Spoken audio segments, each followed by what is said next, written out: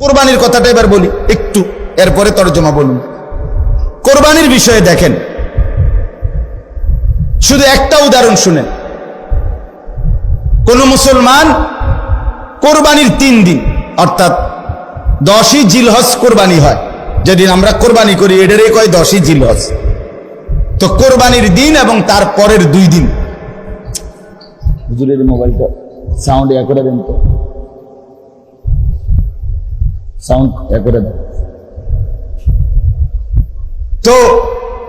10, 11, 12 জিলহজ মাসের এই 3 দিন মানে কোরবানির দিন আমরা যেটারে বলি তার পরের 2 দিন সহ, এই 3 দিনের ভিতরে যদি কারো কাছে 52.5 বড়ি রূপার সমপরিমাণ টাকা মূল্য থাকে তাহলে তার উপরে কোরবানি ওয়াজিব। 52.5 বড়ি রূপার দাম সর্বোচ্চ যদি 1000 টাকা করে হয় বড়ি, রূপার বড়ি কম, স্বর্ণের বড়ি বেশি। রূপার বড়ি 1000, 1200, 1300, কখনো কখনো 2700 টাকাও হয়। তাইলে যদি 1000 করে গড়ে হয় তাহলে 52,500, 52,500 কিনা। এই ঈদের দিন, কোরবানির ঈদের দিন এবং তারপরের 2 দিনের মধ্যে যে কোনো টাইমে কারো কাছে যদি নিজের ঘরের এই মৌলিক প্রয়োজন, ওই যেটা আমি বললাম হাওয়ায় যে আসলি, বউ বাচ্চার বাজার, ওষুধপত্র সহ আমরা মৌলিক খরচ যেটা মোটা দাগের, এই মৌলিক খরচ যা তার অতিরিক্ত যদি ওই পরিমাণ টাকা সম্পদ কারো কাছে থাকে তার উপরে কোরবানি ওয়াজিব। আল্লাহ রাসূল সাল্লাল্লাহু আলাইহি ওয়াসাল্লাম বলেন, যার উপরে কোরবানি ওয়াজিব হলো অথচ কোরবানি সে করলো না, রাসূলুল্লাহ সাল্লাল্লাহু আলাইহি ওয়াসাল্লাম স্পষ্ট বলছেন, ফালা ইয়াকরাবান্না মুসাল্লানা, সে যেন ঈদগাহে না আসে, সে যেন আমাদের নামাজে না আসে। এই অপদার্থ তুই ঈদের নামাজ পড়তে আসবি না, রাসূলুল্লাহ সাল্লাল্লাহু আলাইহি ওয়াসাল্লাম স্পষ্ট নিষেধ করছে। নাফরমান তুই আসবি না, তুই উত্তালা, তুই ঘরে থাক। বলেন,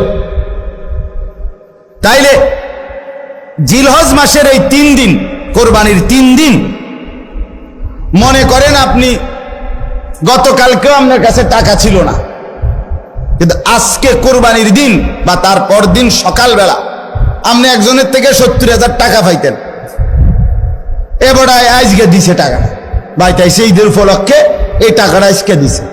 আর এই টাকাটা ছাড়াও আপনার ঘরের পরিবারের সংসারের যা প্রয়োজন তা চলবে, সমস্যা নাই। এই টাকাটা তো আমি ধরছি না হিসাব, এই আজকেই টাকাটা পাইছেন, আজকে তো আগামী এই 3 দিনের সন্ধ্যার আগে আগে আপনার জন্য কোরবানি ওয়াজিব। যে মহিলার কাছে স্বর্ণ আরো কিছু নগদ টাকা আছে, দুইটা মিলাইয়া যদি, যেমন একজন মহিলার কাছে মনে করেন 1 বড়ি স্বর্ণ আছে, 2 বড়ি, 1.5 বড়ি, এটা তো থাকেই, একেবারে ন্যূনতম 1-1.5 বড়ি স্বর্ণ তো যে কোনো মহিলারে আছে, বুড়া বেড়ি ভিতরে আছে, মহিলারও আছে, একেবারে গরিব গুড়াবার ঘরেও আছে। সাথে যদি ওই 3 দিন এই মহিলার কাছে আলগা কিছু টাকাও আছে, 10,000, 5,000, 20,000, 15,000, উনার টাকা, এটি উনার মহিলার নিজের টাকা, স্বামী দিছে, নয়তো ছেলে দিছে, নয়তো বাপের বাড়ির থেকে দিছে, যেমনি হোক দিছে, এই স্বর্ণ আর ওই টাকাটা মিলাইয়া যদি 52,500 টাকার দামের চাইতে বেশি হয়, এই মহিলার উপরে কোরবানি ওয়াজিব, নিঃসন্দেহে ওয়াজিব। তাইলে 1 বড়ি স্বর্ণের দাম তো হলো 80,000, ওনার কাছে আরো আছে 5,000 ব্যক্তিগতভাবে টাকা, তো 85,000 ধরেন, তো 85,000 টাকা 52,500 চাইতে কম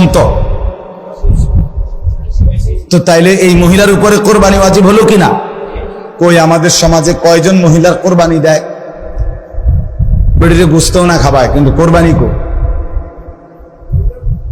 রুটি গুস্তও না খায় উনি, কিন্তু কোরবানি হইও কই না। রাসূলুল্লাহ সাল্লাল্লাহু আলাইহি ওয়াসাল্লাম বলেন, যে ব্যক্তি সামর্থ্য থাকার পরেও কোরবানি করলো না সে যেন আমাদের নামাজে না আসে। কি পরিমাণ ধমক দিছে। তাহলে আমি এই দুইটা মাসালা আপনাদের বুঝাই, কোরবানির বিষয়ে বুঝা দরকার। আপনি মনে করেন ছেলেটা বিদেশ, অধিকাংশ মানুষের ছেলে বিদেশ আছে, তাহলে সে টাকা রোজগার করে। এখন হে প্রত্যেক মাসে বা 2 মাসে 3 মাস পর পরই বাফেরে 20,000 30,000 টাকা দেয়। এই ছেলেটা বাফের লাগিয়া পাঠায়, বাপ মার লাগে। এখন কোরবানির সামনে এই উপলক্ষে ছেলেটা 30,000 টাকা পাঠাইছে, অথবা অন্যান্য বারের চাইতে 5,000 বেশি পাঠাইছে।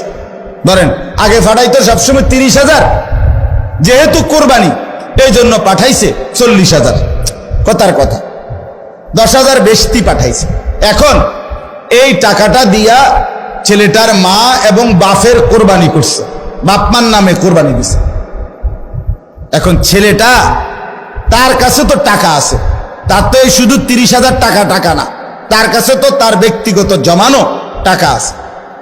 তো তার কাছে তো অবশ্যই 52,500 টাকার অতিরিক্ত টাকা তার কাছে ব্যাংকে হোক যেখানে হোক তার কাছে জমা আছে না? কথা বলেন না কেন? তাহলে এই ছেলেটার উপরে কোরবানি ওয়াজিব কিনা বলেন না? তো এখন তার যে বাংলাদেশে তার বাপ মার নামে কোরবানি হলো, দিল,